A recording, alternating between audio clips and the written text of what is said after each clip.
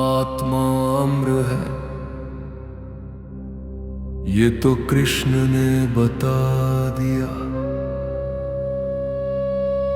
लेकिन अर्जुन के मन में अभी भी एक आग जल रही थी। अगर आत्मा नहीं मरती तो क्या मुझे ये युद्ध करना चाहिए? क्या ये हिंसा उचित है?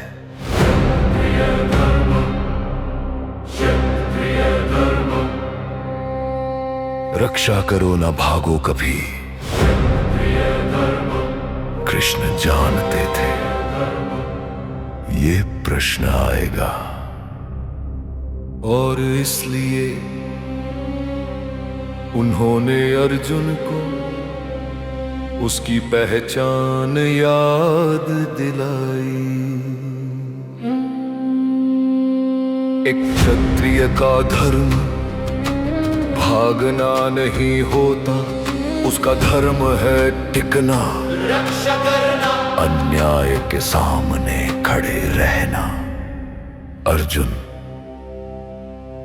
एक क्षत्रिय के लिए धर्म की रक्षा हेतु युद्ध करने से बेहतर कोई कर्म नहीं। ये युद्ध तुम्हारे सामने स्वयं आया है स्वर्ग का द्वार बनकर। केवल भाग्यशाली क्षत्रिय को ही ऐसा अवसर मिलता है।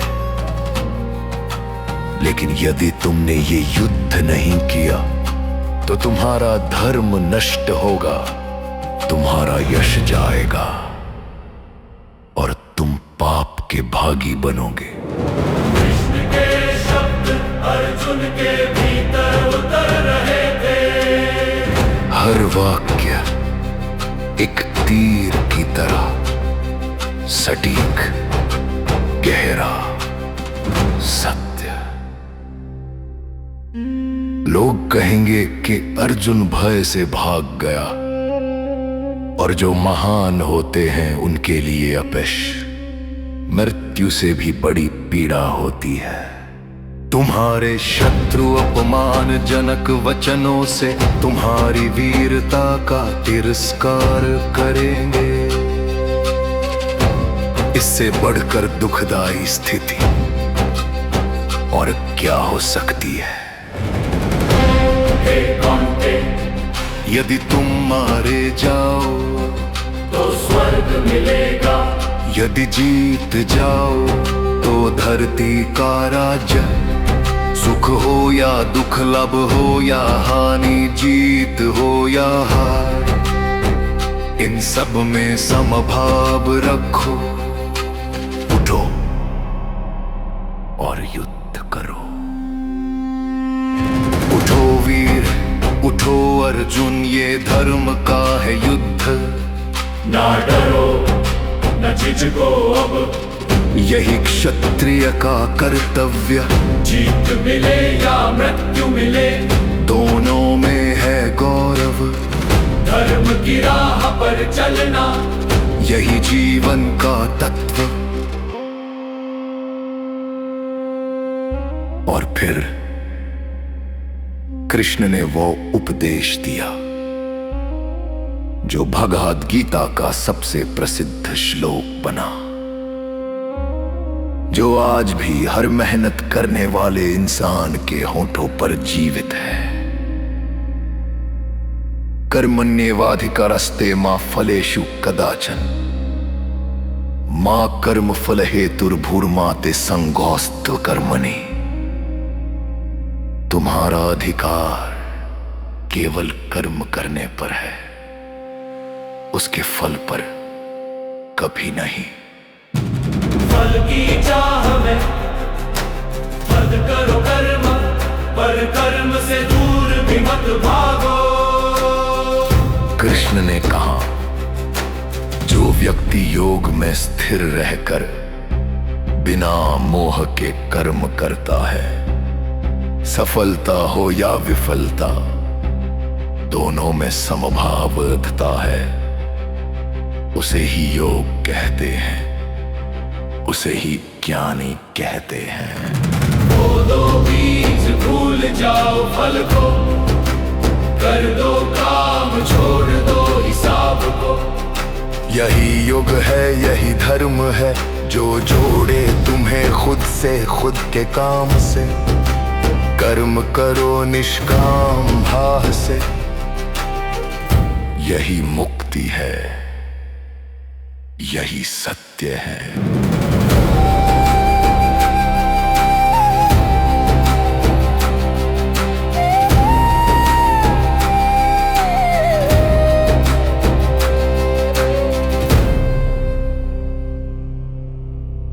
कृष्ण ने एक और बात बताई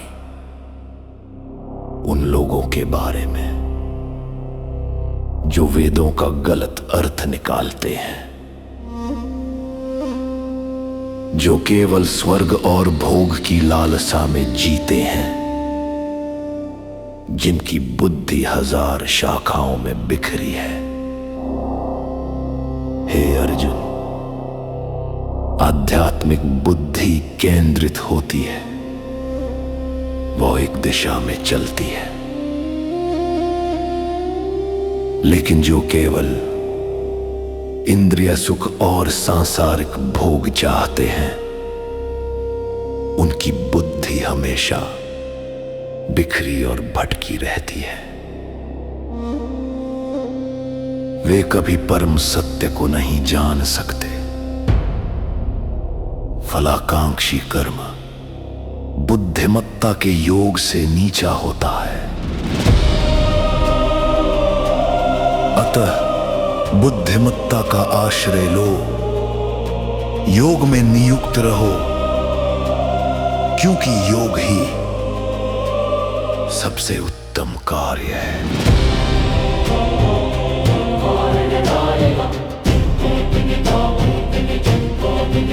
जो व्यक्ति पुण्य और पाप दोनों से परहेज रखता है, जो बुद्धि के योग में नियुक्त रहता है, वो जन्म और मृत्यु के बंधन से मुक्त हो जाता है और उस पद को पाता है जो समस्त दुखों के अतीत है।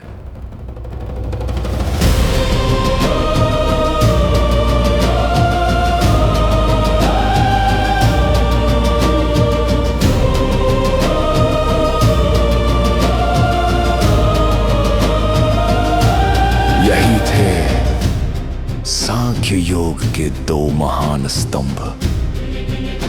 पहला, आत्मा की अमरता। दूसरा, निष्काम कर्म। बिना फल की चाह के, बिना मोह के, बस कर्म करते जाओ। यही मुक्ति का मार्ग है।